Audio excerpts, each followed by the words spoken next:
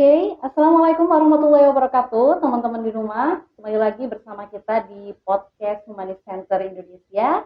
Jadi kali ini kita bersama dengan narasumber terpercaya kita tentunya. Dan kali ini kita akan membahas tentang yang kemarin sedang viral di teman-teman di rumah, yaitu tentang gempa berpotensi tsunami, begitu ya. Jadi untuk saat ini teman-teman saya sudah bersama dengan Bapak Rozikan, ya Bapak. Bapak Rozikan ini asli dari Nganjuk. Saat ini tinggal di Pandaan, ya Bapak, ngoten nggih.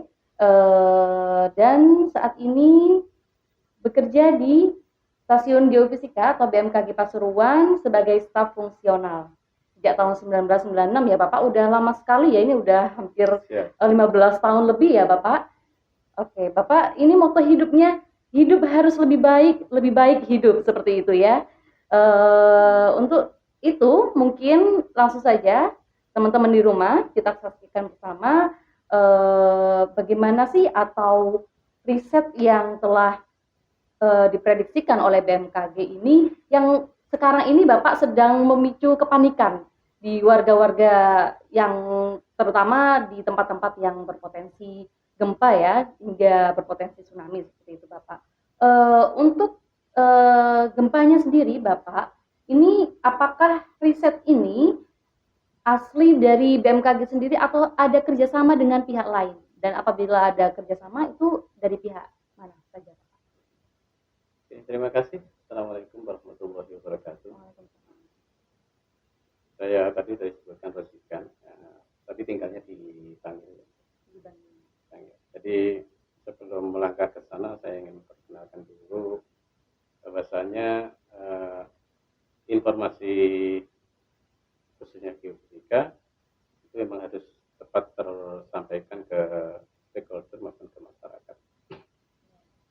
Jadi ini merupakan tugas dan fungsi dari BMKG ya, dari amanat undang-undang itu bahwa Undang-Undang 31 tahun 2009 tentang meteorologi, klimatologi dan geofisika.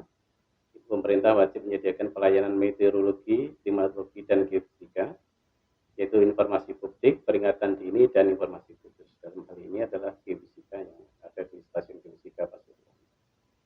Kemudian ada penguatan dan pengembangan melalui Perpres 93 tahun 2019, yaitu penyediaan dan penyebaran informasi gempa bumi dan peringatan dini tsunami. Nah, seperti yang viral kemarin, saya garis bawahi itu adalah bukan prediksi, jadi itu adalah potensi. Ya, jadi potensi itu akan terlaksana kalau memang ada potensinya. Jadi di sana memang sudah ada jalur-jalur subduksi atau patah di selatan Jawa, yaitu berpotensi terjadi gempa bumi dan tsunami, seperti itu. Jadi bukan prediksi. Jadi dari kajian para ahli, ya, bisa dari BMKG, dari ahli-ahli dari ITB, dari stakeholder dari BNPB, Penanggulangan Bencana Nasional, dari Badan Nasional Penanggulangan Bencana. Jadi dari situ dirumuskanlah kajian-kajian itu, maka di daerah-daerah tertentu seperti Malang Selatan itu berpotensi terjadi gempa bumi 8,7 magnitudo. Hingga menyebabkan tsunami yang potensinya hingga 20 meter ya Bapak. Kalau itu terjadi, maka setelah dipicu gempa bumi akan terjadi gelombang tsunami. Apalagi Malang Selatan ya Bapak, ini banyak sekali daerah-daerah pesisir, pantai, apalagi ya pantai-pantai wisata ya Bapak. Nah tapi Bapak hingga saat ini ya dengan adanya potensi yang sudah viral seperti itu, masyarakat itu seakan-akan masih santai-santai saja. Nah ini kan apa ya Bapak, istilahnya apakah memang masih belum ada peringatan yang kalau istilah di sekolah itu udah SP1, SP2, SP3 gitu. Nah itu peringatan yang udah mulai apa ya urgent banget buat masyarakat itu untuk ngungsi atau seperti apa. Nah seperti itu Bapak. Dan sedangkan prediksi ini kan atau potensi ini kan sudah lama dibicarakan ya Bapak, sebelum berbulan-bulan yang lalu atau awal-awal tahun itu Bapak. Bagaimana? Jadi dalam Pusgen atau studi gempa nasional itu yang berbicara adalah para ahli itu 2017 ya. 2017 sampai sekarang itu sekitar 4 tahunan ya. Jadi prosesnya itu di sana memang terjadi tadi potensi gempa 8,7 dan berpotensi tsunami di wilayah Jawa Timur. Bukan hanya wilayah Jawa Timur sebenarnya, ada di Jawa Barat maupun Jawa Timur. Kebetulan wilayah kita ada di Jawa Timur, kita membuat skenario model. Dari skenario model, maka kemarin yang ada di viral itu bahwa potensi tinggi tsunami, gelombang tsunami bisa sampai 29 meter di Blitar dengan ring waktu 20 sampai 24 menit. Itu yang terjadi. Sebenarnya BMKG bukan memicu kepanikan tapi BMKG mencoba menjelaskan bahwa potensi inilah yang akan terjadi. Maka masyarakat yang hidup di daerah-daerah memang sudah ada berpotensi tsunami harus sudah siap. Dengan adanya ini siap itu dalam artian ya siap secara struktural maupun kultural. Kalau struktural itu ya pemerintahannya, kemudian stakeholdernya sudah membuat jalur-jalur evakuasi. Kalau kultural itu budaya. Kalau masyarakat di pantai itu ada gempa bumi besar, maka apa yang harus dilakukan? Semacam itu. Edukasi sebenarnya itu adalah suatu edukasi bahwa di tengah-tengah kita itu memang daerah rawan bencana. Iya, edukasi dini ya Bapak. Betul. Tapi untuk saat ini sudah sampai mana nih kira-kira dari BMKG sendiri terhadap wilayah-wilayah sudah berpotensi gempa seperti itu Bapak? Ya, wilayah-wilayah itu dari mulai Pacitan sampai Banyuwangi itu memang potensinya sangat rawan ya, rawan terjadi tsunami. Nah, maka dari itu ada yang namanya pembuatan peta evakuasi. Jadi peta evakuasi itu kalau di sana terjadi tsunami, genangannya seberapa jauh, arahnya kemana, maka jalur-jalur evakuasi ini yang diperlukan saat ini. Jadi stakeholder pemerintah, BPBD setempat itu sudah menyiapkan jalur-jalurnya supaya nanti kalau terjadi, mudah-mudahan nggak terjadi ya. Semoga tidak terjadi, semoga aman semuanya ya Bapak, sehat semuanya. Kalaupun itu kita sudah siap dalam melaksanakan proses evakuasi mandiri terutama. Evakuasi mandiri adalah evakuasi bagaimana diri kita itu harus bisa terselamatkan dulu. Bayangkan kalau di suatu wilayah terjadi gempa, pasti akan memicu kepanikan. Tadi di skenario kan di daerah pusat Trenggalek dengan ketinggian segitu 20 sampai 29 dengan datang waktu tibanya 20 menit. 20 menit 3 sampai 5 menit BMKG analisa. Kemudian terus disalurkan ke masih terbagi oleh itu ya Bapak ya step-stepnya ada itu sekitar ya. 5 menit. Iya.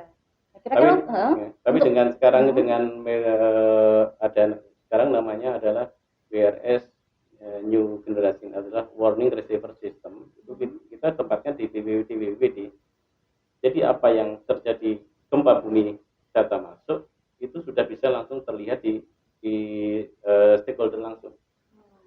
Jadi kayak di BMKG Pasuruan ini kita apapun yang dilakukan di gempa bumi data masuk di PGN Pusat Gempa Nasional itu bisa kita lihat langsung. Itu sama seperti ada di BPBD Pasuruan, Kabupaten Pasuruan ya itu ada, kemudian Kabupaten Sidoarjo. Itu ada BPBD WRS. Untuk stakeholdernya ini BMKG sudah kerjasama dengan pihak mana saja selain BPBD Pak? Selain ini amanat undang-undang, ya seharusnya seluruh stakeholder yang berkepentingan termasuk ini tadi ada peta evakuasi itu untuk kalau di sana pendirian bangunan itu kan seharusnya kalau nggak boleh ya. Ya. Baik Bapak, untuk hingga saat ini apakah ada kebijakan dari BMKG sendiri setelah adanya prediksi atau potensi gempa ini tadi untuk masyarakat? Kebijakannya kita sosialisasi ya. Sosialisasi.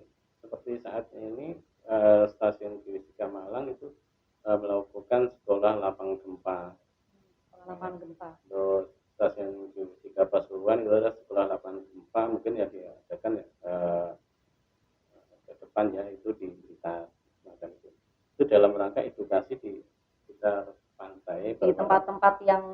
berpotensi gempa gitu ya rawan Bapak. terjadi tsunami. Iya. Nah di titik-titik yang 8 titik ya ini tadi ya Bapak yang berpotensi gempa sebesar 8,7 magnitudo seperti itu. Nah Pasuruan sebagai apa ya daerah yang mungkin dekat dengan titik yang berpotensi tadi seperti Malang seperti itu. Nah ini apakah ada wilayah yang terdampak gempa berpotensi tsunami tersebut Bapak? Oke, jadi harus dibedakan ya kalau gempa bumi itu gempa bumi tektonik itu dampak tersendiri. Artinya akibatnya nanti ada tsunami. Jadi gempa bumi sendiri merupakan bencana. Dengan magnitudo 8,7 mungkin di Pasuruan bisa sampai lebih kuat goncangannya dari yang Mei kemarin yang 5,9. Seperti itu. Jadi kalau dari simulasi ini bahwa di Pasuruan memang ada estimasi waktu sekitar 220 menit, sekitar 3 jam 4 menitan ya, 3 jam 4 menit dengan ketinggian 0,5 ya, 0,5 itu ya 0 sampai 0,5 itu setengah meter. Itu dampaknya ya, itu dampaknya tidak tinggi. Artinya kalau dalam skala tsunami itu kan ada awas, kemudian siaga dan waspada. Maka waspada. Kalau awas wajib evakuasi ya. Itu ketinggian di atas 3 meter. Kalau siaga itu setengah meter sampai 0,5 sampai 3 meter. Berarti Pasuruan ini termasuk yang waspada? Waspada. Waspada ya Bapak. Oke. Untuk itu Bapak, apakah ada alat prediksi ya? Biasanya kalau di BMKG itu kan kayak kemarin itu di Aceh itu ya yang tsunami tiba-tiba itu tidak ada apa namanya kabar ini langsung tiba-tiba dadakan terjadi tsunami begitu aja. Nah ini apakah ada alat prediksi gempa ini akan terjadi 2 hari setelahnya ini atau gimana? Apakah ada alat seperti itu Bapak? Oke, terima kasih. Ya ini yang masyarakat perlu diketahui bahwa sampai saat ini belum ada keilmuan ya yang bisa memprediksi gempa secara akurat. Yang saat ini dilakukan adalah dari BMKG adalah informasi gempa, artinya sudah terjadi, kita informasikan supaya masyarakat kemudian letaknya di mana, epicenter ya, kedalamannya berapa, magnitudenya berapa, dirasakan di mana saja. Itu yang saat ini kita sebarkan. Iya. Oke Bapak, ada nggak di sini upaya-upaya preventif atau antisipatif yang harus dilakukan oleh masyarakat untuk apa dalam menyikapi apa isu ini Bapak? Ya satu jangan panik. Jangan panik ya. Satu jangan panik. Jangan panik itu artinya kita harus mengasah pengetahuan kita ya, pengetahuan kita tentang gempa bumi. Ada 3 tahap ya dalam antisipasi ya, mengetahui ya. Pertama itu sebelum gempa bumi, kedua saat terjadi gempa bumi, ketiga sesudah terjadi gempa bumi. Apa yang kita lakukan? Nah, kalau sebelum kita harus kenal lingkungan kita. Kalau kita di pantai, kita tahu jalur evakuasinya kemana, titik kumpulnya di mana. Itu penting. Kemudian kalau terjadi gempa, saya jalan di kendaraan, saya harus seperti apa? Maka di BMKG memberikan pamflet atau brosur-brosur yang berhubungan dengan itu. Ya, brosur online offline ya Bapak? Betul. Kalau memang kita di kendaraan, kalau terjadi gempa kita harus berhenti. Tapi berhentinya jangan di jembatan. Iya benar. Jembatan bisa roboh ya. Atau berhentinya jangan dekat tiang listrik. Iya. Berarti kan memang harus ada pengetahuan yang sejak dini masyarakat itu harus sudah tahu meskipun gempanya masih berapa magnitudo ya Bapak? Betul. Jadi kemudian tadi sebelum kita harus kenal lingkungannya. Iya, mengenal lingkungan. Kemudian saat tadi kalau berhenti jangan. Kemudian kalau kita di dalam ruangan, kalau mama di sini terjadi gempa, apa yang kita lakukan? Iya. Kita nggak bisa keluar. Apalagi gedung-gedung yang bertingkat seperti itu. Betul. Mungkin kalau kita dengan kondisi seperti ini sedikit orangnya bisa keluar dengan cepat. Tapi bagaimana dengan kita ada di gedung dengan ruangan yang penuh, pasti orang akan panik menuju pintu semua. Apalagi udah di mall biasanya orang-orang sedang sibuk belanja, belanjaannya masih banyak, udah tinggal gitu aja antri di situ ya Bapak. Ya, kayak kemarin itu di mall itu, di Malang itu. Jadi kalau kita di dalam ruangan, tadi mau ada gempa, sebelum kita sudah tahu, kemudian di dalam ruangan, apa yang kita lakukan, kita nggak bisa keluarnya bareng rame-rame, maka kita menutup kepalanya seperti ini. Melindungi bagian kepala kita. Boleh tangan, kaki hilang, tapi jangan sampai kepala yang hilang. Tuh teman-teman, jadi memang pengetahuan sejak dini itu harus banget diketahui ya Bapak. Ini bisa diakses di mana aja Bapak? Di YouTube-nya ada mungkin apa? Ada di YouTube-nya BMKG, ada di websitenya Stasiun Geofisika Tretes. Jadi langkah-langkah ini ya. Langkah-langkah antisipasi pra, saat dan sesudahnya. Kemudian kalau kita dalam ruangan tadi saya ulang lagi. Setelah kita sendiri ternyata udah pada panik semua, kita harus melindungi diri kita sendiri. Bisa pakai tangan, bisa pakai tas, bisa pakai kursi, atau mungkin pas di ruangan kita bisa di dalam meja, apa di bawah meja. Di kolong meja. Itu adalah perlindungan yang perlu kita ketahui. Bayangkan kalau ada 30 orang yang kemarin di sekolah gitu, 30 siswa keluar semua, pasti pintunya nggak muat. Iya. Maka itu ada yang panik juga biasanya. Ada yang berlindung di meja, ada yang harus keluar. Jadi saat terjadi gempa memang harus berlindung yang memang nggak bisa keluar. Mengantisipasi ya Bapak ya. Kemudian sesudah terjadi gempa, pejangannya selesai, kita bisa keluar ke tempat terbuka, ke titik kumpul tadi. Nah, kalau udah ada jalurnya evakuasi ke titik kumpul. Kalau misal kita terjebak, misalkan ya, terjebak dalam suatu runtuhan bangunan, nah itu upaya seperti apa yang ketika kita masih bisa memberitahukan orang gitu, nah itu harus apa dulu Bapak? Kita tadi udah berlindung, ternyata ada runtuhannya di meja. Bisa kita bunyikan apa yang bisa kita bunyikannya. Kalau teriak-teriak mungkin habis suaranya. Apa yang kita bisa bunyikan? Biasanya kalau di dalam keluarga itu penempatan posisi di dalam ruangan itu penting. Contoh di daerah area depan itu adalah bapak atau ibu kita yang sudah sepuh. Di sana supaya kita bisa cepat keluar. Kemudian di dalam rumah harus mungkin ada peluit. Peluit itu tadi fungsinya untuk teriak-teriak. Kalau teriak-teriak nggak bisa, kita bisa pakai peluit. Satu orang satu peluit. Buat antisipasi, peluitnya buat gelang aja ya Bapak. Jadi tadi yang intinya kalau terjadi tadi gempa 8,7 tentunya sangat luar biasa efeknya. Bukan hanya tsunami, gempa sendiri akan efeknya sangat kuat, kemudian tsunami yang akan sangat kerucut sekali. Saya lihat tadi Bapak sepertinya bawa oleh-oleh ini tuh teman-teman, ini kira-kira apa aja ini? Ya ini tadi. Kepo nih ya. Tadi Bapaknya bawa oleh-oleh nih. Ini yang tadi kita bicarakan. Sekarang itu kita sering dengar istilahnya MMI. Apa itu? MMI, ya. Gempa dirasakan di suatu rumah 2 MMI. Apa sih? Nah, di sini ada struktur, ada kompleks. MMI itu adalah skala yang saling resisten. Jadi skala ini ada skala dampak. Jadi kalau ada orang bilang 2 MMI berarti getaran dirasakan oleh beberapa orang benda-benda ringan yang di lampu ini gantung. Mungkin kalau dibuat lagi kayak kemarin sudah sampai 3 MMI. Iya. Artinya getaran dirasakan nyata. Jika ada terlewat. Iya, teman saya itu waktu itu di Malang itu juga tiba-tiba berhenti tengah jalan, bingung. Ya, ini nanti bisa ditempel, bisa diperbanyak. Nanti kita upload di notulennya Humanis ya teman-teman, jangan khawatir.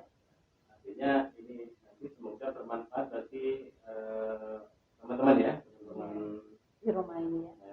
Kemudian ada gempa bumi dan tsunami. Kemudian yang tidak kalah pentingnya adalah ini. Yang paling baru ya, Pak. Berhubungan dengan tsunami ya. Ada 3 langkah tanggap tsunami. Teman-teman wajib tahu. 3 langkah tsunami itu apa? Tanggap gempa, tanggap peringatan, tanggap evakuasi. Jadi kalau ada gempa, bisa yang diprediksi. Iya. Kemudian tanggap peringatan, kalau ada peringatan dari televisi, dari BMKG, dari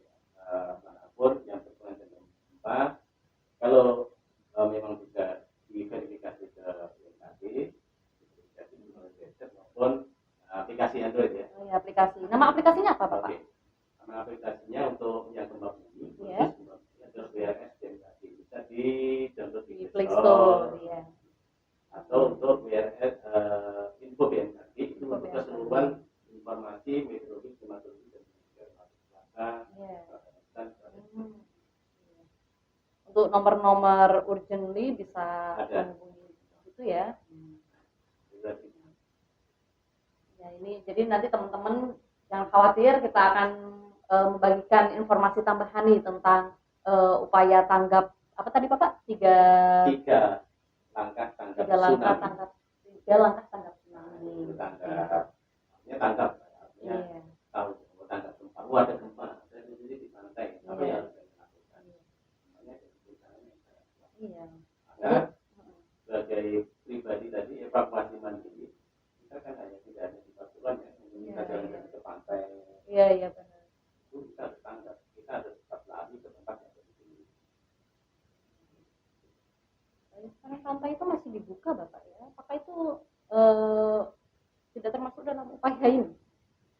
Dalam menyikapi itu. Jadi informasi BMKG bersifat potensi yang perlu kami informasikan. Belum ada saat ini untuk pengetahuan tentang prediksi secara. Jadi kalau tsunami adalah gempa tektonik, jadi ada 4 pembangkit tsunami. Jadi ada maupun tektonik, vulkanik, kemudian longsoran di bawah laut yang di Batu, kemudian ada meteor jatuh. Jadi itu adalah penyebab tsunami ya. Jadi selain penyebab tsunami yaitu gempa, yaitu tadi ya meteor jatuh dan lain sebagainya. Oke. Mungkin itu saja teman-teman untuk saat ini. Jangan lupa untuk like, subscribe, share, dan komen di bawah akun channel kita. Dan terima kasih Bapak Rozikan telah menemani perjumpaan kita pada hari ini. Semoga bermanfaat untuk teman-teman di rumah. Yang penting pesannya apa Bapak untuk teman-teman di rumah terkait isu-isu viral ini? Bukan isu ya ini Bapak, terkait berita informasi ini. Informasi yang telah disampaikan adalah merupakan potensi. Jadi saya ini bahwa potensi itu jadi bisa terjadi dan bisa tidak. Saya berdasarkan data-data dari analisis, kalau Jawa Timur adalah potensi kalau terjadi kesalahan itu terjadi tsunami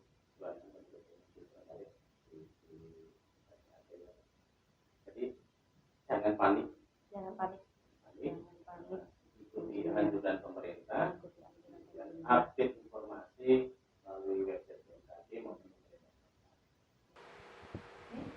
Oke, seperti ini. Jadi kalau perlu informasi tentang gempa bumi dan tsunami bisa menghubungi kami BMKG Stasiun Geofisika Pasuruan melalui website stageof.tretes@bmkg.go.id maupun lewat email email stageof.tretes@bmkg.go.id maupun bisa Twitter BMKG_Pasuruan atau Facebook sama BMKG_Pasuruan. Jadi di situ bisa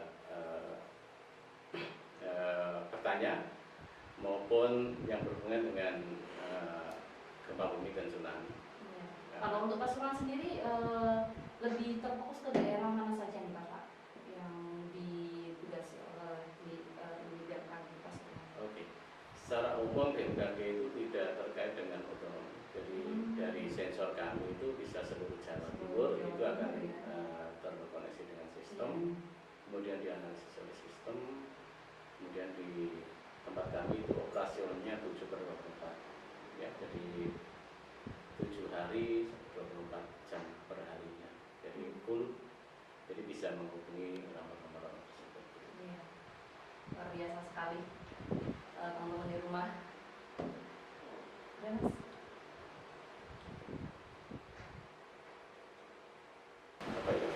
Sebenarnya tadi kalau runtut banyak sih, hanya tiga langkah tanggap tsunami. Kupas-kupas lagi ya. Ya, jadi harus dikupas-kupas lagi ya. Kemudian sebelum, sesudah dan saat ini akan dilakukan.